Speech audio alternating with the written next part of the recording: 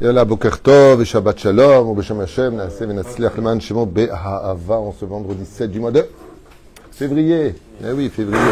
Et le tête du mois de Shvat, Chaim Tovim ou Shalom, shiur acheté aujourd'hui et offert, pour l'élévation de l'âme de Avraham Ben Fibi, Zichrono Livracha, que j'ai eu le mérite de connaître par téléphone, mais pas de visu.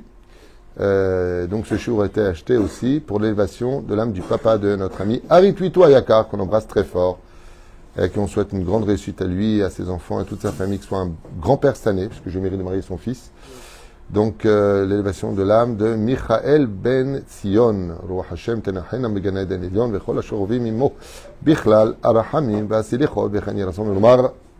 Amen. Shiye Nishmatam Tzor B'Tzor Chaim. Et chez l'on est à Yoterdava, Be'ezrat Hashem, grande refoua shlema pour tous les malades, les blessés.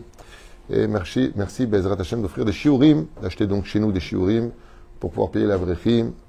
Be'ezrat Hashem, Hashem Evarech Etrem, Bechol Asher Tifnu, Taskilu, Tatzlichu, Vitarvichu. Amen. Alors, on va expliquer un sujet qui me tient à cœur particulièrement. C'est la fameuse Shirat Hayam. Vous savez que ce Shabbat est spécial. Donc n'oubliez pas de chanter de tout votre cœur, puisque vous savez, ou peut-être pas, mais que la Shirat Hayam, le fait de chanter Azecher Moshe, est capable de faire la kapara de nos fautes. C'est un kasher pour nettoyer nos fautes. D'où l'importance de chanter Shirat Hayam. Mais, selon Rabbi Nachman de Breslev, Zecher Tzadik, Vekadosh Ivracha, tous les chants que nous chantons en l'honneur d'Hachem sont comme un sacrifice sur l'autel en l'honneur de Dieu. Dieu aime le chant. Dieu aime le chant. Il faut le savoir. Shabbat sans chanter, c'est comme quelqu'un qui a un stylo en or dans les mains, mais il n'a pas de feuille pour écrire. L'histoire du Shabbat, comme le dit le Harizal, Shabbat c'est Shin Bet Taf, Shirim Be Shabbat Ta'anug. Les chants du Shabbat sont un plaisir pour les oreilles du Créateur. Dieu n'a pas d'oreilles. Dans le cas où il y en a qui vont faire encore un mec. Aval, juste qu'on retienne cette parenthèse si importante. Et donc, quand il y a eu Shirat Hayam, les enfants d'Israël se sont mis à chanter. Mais avant eux, se sont mis à chanter les anges. Et les anges, quand ils se sont mis à chanter, Dieu les a réprimandés. Et je voudrais savoir pourquoi les anges, Akadosh Baruch Hu les a réprimandés. Pourquoi ce besoin de dire aux anges, taisez-vous, Maaseh Yadai, mon œuvre, ce que j'ai fait, ce que j'ai créé, est en train de mourir, et vous chantez. Réponse qui crève. C'était des monstres. C'était pas des humains. Ce qu'ils ont fait aux enfants d'Israël, subir, la Gemara ainsi que la Torah elle-même nous dit c'était le cours à Barzel. C'est le Gehinam sur terre. Donc, je veux bien, mais à un moment, mouzard, non? Mistamchim al binfol oivechal tismach. Quand tu verras ton ennemi tomber, ne te réjouis pas. Astechet bezrat Hashem, on va essayer de comprendre, d'abord et avant tout, pourquoi le Créateur du monde a fait taire les anges. C'est le jour que je vous propose, un sujet qui est tellement beau et tellement important, surtout que les anges ont été créés essentiellement pour chanter pour Dieu. Même l'ange de la mort, quand on le voit dans le combat avec Yaakov Avinu, lui dit: j'ai été créé pour le chant d'aujourd'hui, le chant de ce matin, libère-moi, laisse-moi partir. Et Yaakov lui dit: je ne te laisserai partir que quand tu auras béni et reconnu ma droiture. Il l'appellera de Yaakov à Israël. Le mot Israël sont les lettres du mot Shir-El, qui veut dire chant de Dieu. Pas simplement droit devant Dieu, mais si tu prends le Yud de Israël, tu le mets au centre du mot Nachon, Shin et Resh, ça fait Shir. Donc qu'est-ce qui reste? Aleph Lamed. Shir, El. C'est le nom d'Israël. C'est-à-dire que Israël a été créé, pas simplement pour être une lumière au sein de sa vie, de sa famille, au nom de sa communauté, de son peuple sur sa terre, mais il a été aussi créé pour être une lumière vis-à-vis des nations du monde. Or, la Goïm, mais en tant que peuple, qu'est-ce qu'on va faire? On va chanter. Ce que Dieu aime, c'est le chant. Même l'étude, dit Rabbi Nachman de Breslev, doit se chanter si tu veux qu'elle soit incorporée dans ta tête. Tu n'arrives pas à te rappeler de ce que tu as étudié, tu n'arrives pas à te rappeler de la feuille, chante-le. Le chant, c'est comme un tampon, c'est pas une écriture, avec un crayon à papier. Donc le fait de chanter, même si tu veux discuter avec ta femme, commence à lui parler en chantant, tu verras que tu vas te calmer. Tellement ce sera ridicule. Le méchané. En tout cas, essaye. Je te déteste. Casse-toi, c'est sympathique. Hein? Comme dans les films d'avant. Ah oui, dans les films d'avant, ouais. C'est vrai, avant ils chantaient. I'm singing in the rain. On appelle ça des comédies musicales. Non, mais c'est vrai, c'est sympathique. C'est pour ça qu'il y a des langues qui sont vraiment très belles. Quand tu vois, il y a des langues qui se chantent. L'hébreu se chante quand tu le parles. L'espagnol, l'italien. Il y a des le japonais, non. Non, alors là, c'est... Bah, allemand, non. Vous avez remarqué, il y a des gens comme ça. Le français est une très belle langue. Je suis très content de savoir parler le français. Je trouve que c'est vraiment une... Enfin, parler, je ne parle pas très bien le français, mais en tout cas, du peu que j'ai en moi, je trouve que c'est vraiment une très très belle langue. Compliquée et belle. Oufren, tzadikim, iru beismachu. Le fait de chanter, on a vu que les anges, à l'époque, nous raconte le Talmud dans Masechet Sanhedrin, se sont mis à chanter à l'époque de le roi d'Achour, Sancheriv. Quand il est venu conquérir Jérusalem, à la veille de Pessah, il est venu avec des millions d'hommes, 185 000 généraux d'armée en chef. Waouh! Ça veut dire 185 000 armées. On peut imaginer le nombre de... Parce qu'il pensait que comme c'était invincible Jérusalem, il fallait venir avec tous les pays, toutes les aides, l'ONU. Voilà. Résultat, ils sont tous morts. La Gemara dit comment ils sont morts? Dieu a ouvert le ciel et ils ont entendu le chant des anges. Vous avez le Perek Shira tous les jours qui se dit, très important de le lire tous les jours, jamais rater un jour. Même à Tchabéav, espérons que tu n'aies plus de Tchabéav, et bien après Tchabéav, tu fais ton Perek Shira la nuit. Et Perek Shira, c'est quoi? Est-ce que les animaux chantent? Oui, ils chantent à leur façon, c'est leur langage, mais le Perek Shira est relié aux anges responsables de chaque race d'animaux, de plantes, d'existence. Ce sont les anges. C'est là, quand on dit que Dieu a proposé cette Torah aux nations du monde, il a proposé sa Torah à qui? Aux anges responsables des nations du monde. Et d'ailleurs, le Rav Ovadia avait expliqué que on va selon la majorité. La majorité n'ont pas voulu de la Torah pour le Sinaï, les nations du monde. Il y en a eu parmi eux, à l'échelle individuelle, qui voulaient de la Torah. Nous, on veut bien la Torah. Le Rav Ovadia, il a dit, Akadosh Baruch Hu les a réincarnés dans ce monde, ou en tant que juifs, ou en tant que non-juifs, pour se convertir au judaïsme. Donc, le Rav Ovadia a expliqué que les convertis ne sont autres que des non-juifs d'avant, qui voulaient recevoir la Torah au Har Sinaï, mais comme l'ange de la nation a dit non, donc Akadosh Baruch Hu les a mis de côté. Mais ceux qui voulaient, ils se reviendront au fur et à mesure des siècles se convertir pour recevoir la Torah. C'est un enseignement du Rav Ovadia Yosef. C'est non. Qui ressemble à un midrash, que j'avais déjà enseigné il y a longtemps, qui disait qu'il n'y a pas Kétro qui a essayé de venir prendre la Torah. Il y a énormément de non-juifs, mais il y avait le continent à traverser, les océans, ils n'ont pas pu arriver, ils sont mis à pleurer. Leur l'âme a fait en sorte qu'ils reviendront dans une goutte qu'on appelle la semence pour se réincarner et devenir juifs, Bezrat Hashem, parce qu'ils n'ont pas eu le temps d'arriver au Har Sinaï. C'est ce que dit le midrash. Oufren tzadikim. Bon, Ireksat, ce que je vous ai noté, très intéressant pour savoir, Madoua Be'etzem Akadosh Baruch Hu demande aux anges de se taire et de ne pas chanter en l'honneur de tout cela. Alors, je vous ai noté ici combien de ta'am? 4 ta'amim. 4 raisons. Il y en a plus, mais pas s'éterniser non plus. Première raison. Akadosh Baruch Hu leur a dit, hé, c'est vous qui avez été fouettés, c'est vous qui étiez dans la boue, c'est vous qui avez été éventrés, c'est vous qui avez été emmurés vivants. Qu'est-ce que vous chantez? C'est pas votre gloire à vous. De quel droit tu te permets de chanter une gloire alors que tu n'es pas concerné du tout par le problème? Donc, Akadosh Baruch Hu leur a dit, vous n'aviez pas le droit de chanter. Mais ça veut dire quoi, pas le droit de chanter? Le problème, c'est que les anges ont devancé le chant des enfants d'Israël. Si les enfants d'Israël avaient chanté, qu'ils chantent avec, il est matov. Pourquoi ils accompagnent? Mais là, ils sont mis à chanter avant les enfants d'Israël. Alors, le Créateur leur a dit, hey, pourquoi vous chantez? Vous avez un problème? Vous avez un salaire? Vous avez une punition? Non. Il y a un Moussar Eskel extraordinaire qui vient d'apprendre que dans la vie, avant de faire chanter les autres, regarde bien si le problème te concerne. Très important de le comprendre. Alors, bien sûr que ça démontre que les anges ont été fiers pour Israël parce qu'ils allaient recevoir la Torah. C'est-à-dire, deuxième explication, qui n'est pas des moindres. Car même les anges, écoutez bien cette explication, elle vaut le détour, même si elle est très simple. Même les anges les plus élevés ne sont pas conscients et ne savent pas combien de miracles le Créateur du monde crée et apporte pour créer un humain.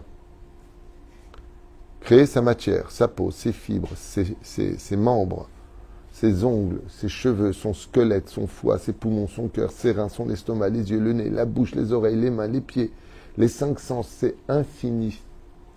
C'est infini.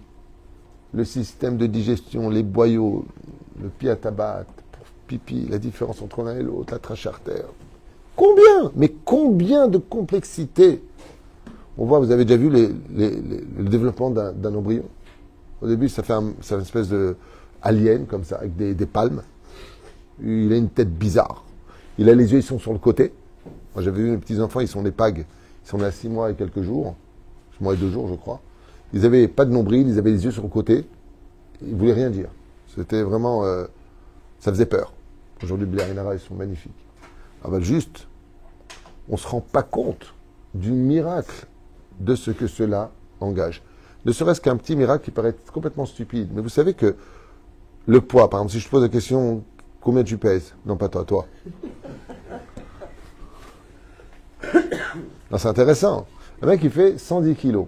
Sur quoi reposent les 110 kilos dans le corps humain quand il se lève? Sur les talons. Vous savez que là-bas, on a un os qui va en pointe. Le Dieu, il a fait les coussinets. Bon, c'est pas le même nom, mais c'est pas grave. C'est que quand tu te lèves sur tes talons et que tu marches et que tu cours, tout ça, ça tient sur quoi? C'est inexplicable. Bien sûr qu'on peut l'expliquer. Ben, c'est les coussinets, quand tu vas dessus, ça fait comme un oreiller. Sinon, on ne pourrait pas marcher. Ben, demande à ceux qui l'ont perdu. Je connais des gens qui aujourd'hui ont des semelles spéciales, orthopédiques, parce que justement, le coussinet, il est un petit peu, je ne sais pas comment on appelle ça, peu importe. Mais on ne se rend pas compte du nombre de miracles. Vous savez que la vue, par exemple, quand tu vois une personne, tu la vois telle quelle ou tu la vois à l'envers à la base? Elle est complètement à l'envers. Les yeux regardent à l'envers les images. Mais tu as un miroir qui va le retourner pour que ton cerveau il le voit droit. Ouh! Et nous, qu'est-ce qu'on voit? On voit juste un œil. Bli Ainara. Le Créateur du monde, il dit, ces gens qui courent après les Hébreux, les Égyptiens, qui ont des muscles, qui tiennent les rênes, qui ont une main qui tient le javelot, ils veulent notre mort, certes, mais c'est toi qui les as créés. Où est-ce qu'on revoit exactement ce langage? Où est-ce qu'on voit exactement ce langage dans un jour spécifique de l'année juive? Le même langage. On n'a pas le temps. Le livre de Yona. Yona, Dieu lui dit, va faire tchouva à la ville de Ninive, il y a 120 000 habitants. Ouais, j'ai pas envie. Ouais, parce que j'ai pas envie qu'il fasse tchouva. Un tchouva à la goïm, ça me saoule. Et qu'est-ce qu'il fait à la fin? Il l'oblige à y aller. Hein, c'est l'histoire de Geppetto, Pinocchio, la baleine, il avale, il la crache sur le rivage. Il y va, il dit, ouais, dans 40 jours, Dieu va détruire la ville, faites gaffe, les mecs. Et le roi, il dit, oula, il ressemble à Moïse, ça me rappelle les 10 coups. Les mecs, on provoque pas, on fait tchouva. Et puis voilà que Yona s'en va, et il monte sur la colline pour observer combien de temps ils vont tenir leur teshuva. Il n'y croit pas. Et Dieu fait grandir un kikayon, une espèce de plante comme ça, pour le couvrir face au soleil qui était quand même assez brûlant.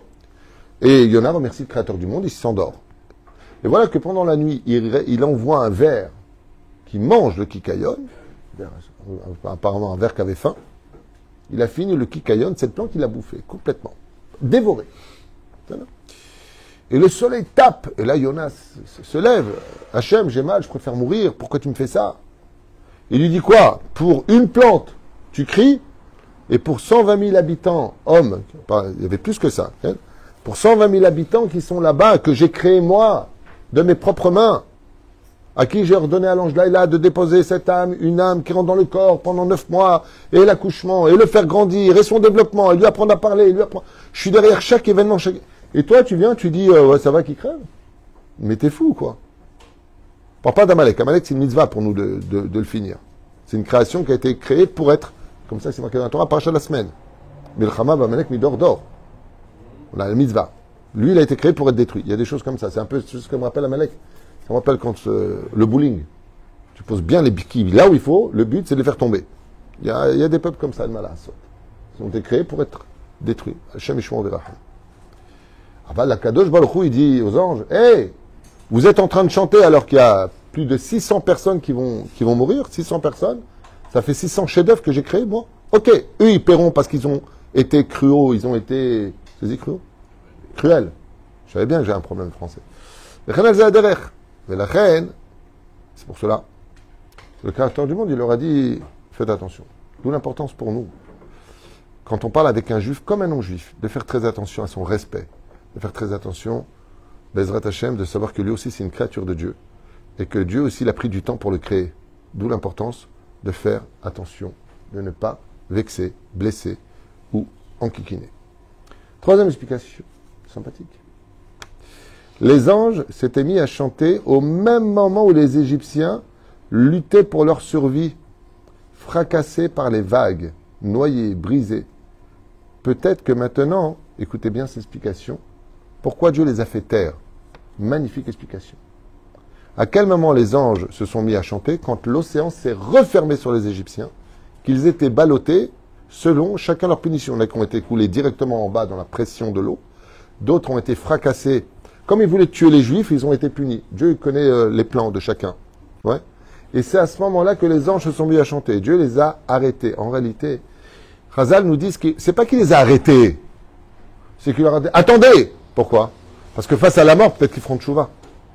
Et s'ils crient vers moi en disant Hachem, on fait tchouva, alors je ne les tuerai pas. Et eux, ils se sont mis à chanter avant l'heure. La reine, je vous lis exactement ce qui a marqué. Les anges s'étaient mis à chanter, Les anges s'étaient mis à chanter au même moment où les Égyptiens luttaient pour leur propre vie, fracassés par les vagues, noyés et brisés. Alors que le Créateur attendait peut-être qu'à ce moment-là, une sincère teshuva sortirait de leur bouche, criant vers le Créateur du monde. Comme un seul le fera, j'ai nommé Pharaon. C'est le seul qui fera teshuva à ce moment-là, selon Rabbi Eliezer. Donc, attendez avant de vous réjouir, peut-être qu'ils feront teshuva. Amen.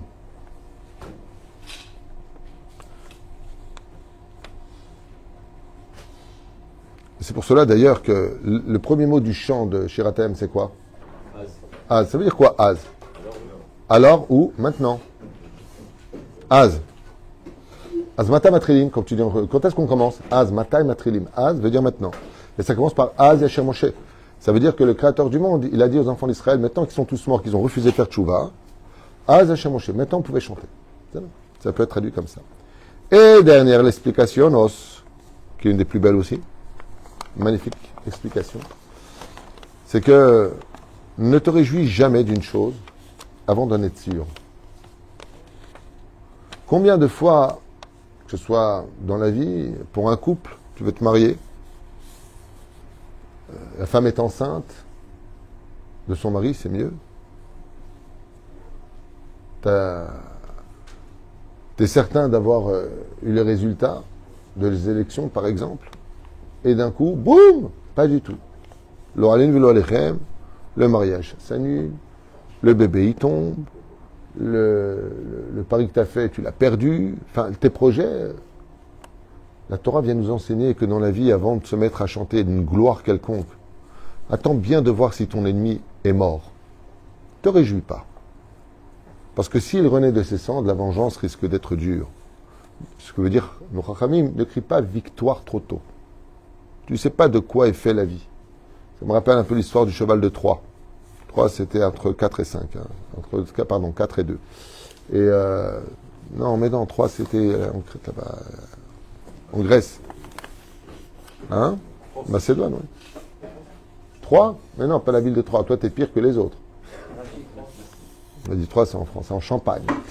Non, ça veut dire quoi? Ils ont créé victoire, ils ont laissé un grand cheval. Bah, sauf, il y avait quoi dans le cheval?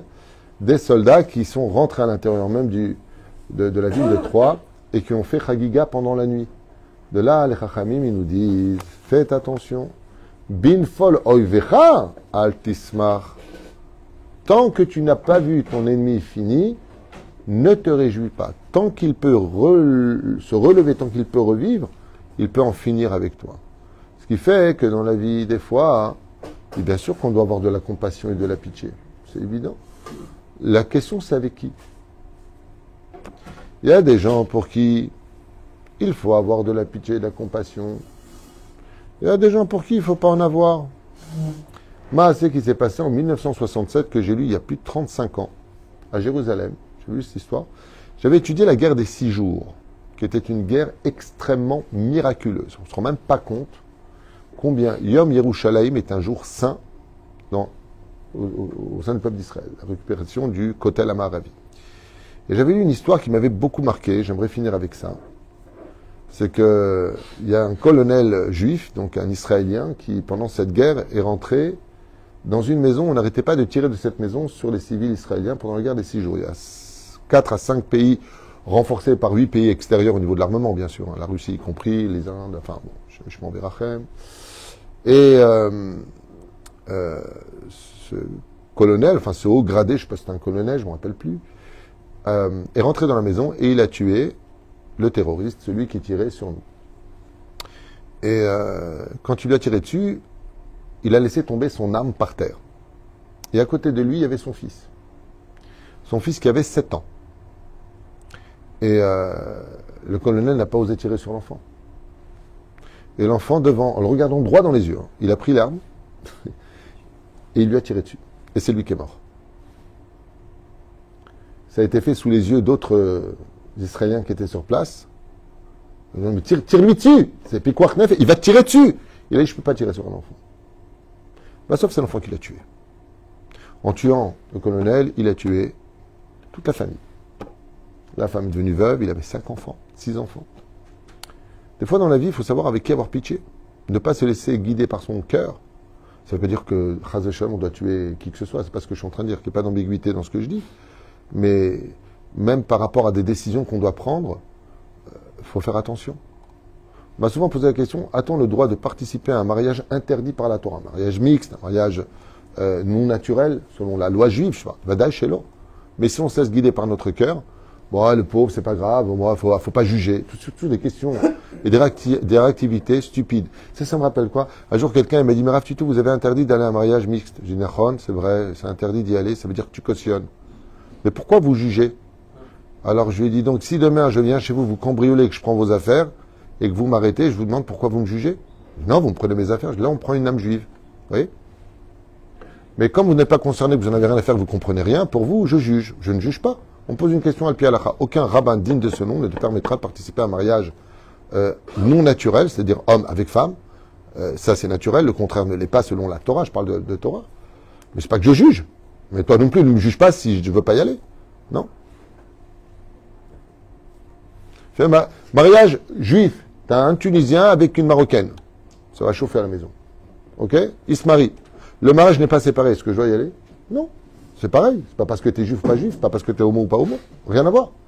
Là aussi, on n'a pas, parce que ce n'est pas conforme à la halakha. C'est tout. Ouais, pourquoi tu juges, tu viens pas? Pourquoi tu me juges? Et toi, pourquoi tu me juges que je viens pas? J'ai pas compris. Toi, tu juges, et moi, j'ai pas le droit de dire, moi, je juge pas, je demande si la moralité juive me permet d'y aller. Vous voyez? C'est aussi bête que ça. C'est aussi bête que ça. J'ai un couple à table que j'avais marié. C'est venu vers Shabbat à la maison. Et la Kala me dit, vous savez, 3-4 ans après leur mariage, et elle me dit, la Kala, quelque chose de sympathique. Elle m'a dit, ce que je regrette le plus, c'est de ne pas avoir fait les danses séparées pendant mon mariage. Parce que depuis, elle a fait tchouva, elle s'est mise à étudier la Torah, et je m'en suis rendu compte parce que les questions-réponses que je posais à table, à l'honneur du Shabbat, je fais toujours des questions-réponses à table, elle répondait pratiquement à tout. J'étais assez étonné. Et elle me dit, vous savez, Rav Tutu, ce que je regrette le plus, c'est de ne pas avoir séparé le mariage. Je regrette. Parce que qu'est-ce qui me reste de ça aujourd'hui? Que des remords. J'ai fait danser les hommes et les femmes ensemble, c'était en été, c'était pas... Rabal. Adam tzarich lahzor bitchouva. Tout comme il y a des lois. Tu prends ton portable, tu le mets de côté dans la voiture, t'as un flic qui te voit, t'as tenu ton portable. 1000 shekels d'amende, 6 points de moins. Ou si c'est pas 10, je me rappelle plus. Ça va, j'ai rien fait, juste il est tombé, je lui ai dit, monsieur, faut pas tenir le portable. Et pourtant tu payes et content en plus. C'est des lois, il y a des lois dans la vie. Moi, personnellement, que tu ailles ou pas, qu'est-ce que j'en ai à faire personnellement? Va. Tu me poses la question en tant que rabbin, je te réponds. Tu me poses la question en tant qu'humain normal, je te réponds aussi. Humain, normal ou rabbin, on est tous tenus de respecter la Torah et la halachot. Vous êtes pérouché là-bas. Les Esber, Bezrat Hashem, Arevi, quitte à vous en déplaire, je sais que j'ai un langage qui est un peu cash, peut-être que je bouscule quelques personnes dans mon langage alors qu'il n'y a aucun intérêt. Hein. Mon but, c'est de partager avec vous des enseignements, mais avec tout votre respect, je ne falsifierai. Non. Falsifierai pas la Torah pour vos beaux yeux. Tant que tes ennemis ne sont pas morts, ne te réjouis pas, car ils peuvent encore agir contre toi. Ne crie pas victoire avant l'heure. Et donc, quand on a vu les corps, Yashir Moshe, au Veni Israël, on a vu les Égyptiens qui sont morts, on a compris qu'ils ne poursuivraient plus parce qu'il n'y avait plus d'Égypte à ce moment-là. Explique nos Chachamim. Voilà pour ce deuxième shiur de la matinée. En vous souhaitant un excellent Shabbat. Quelle heure il est? J'ai encore le temps d'un petit shiur. Faddal pour ceux qui veillent.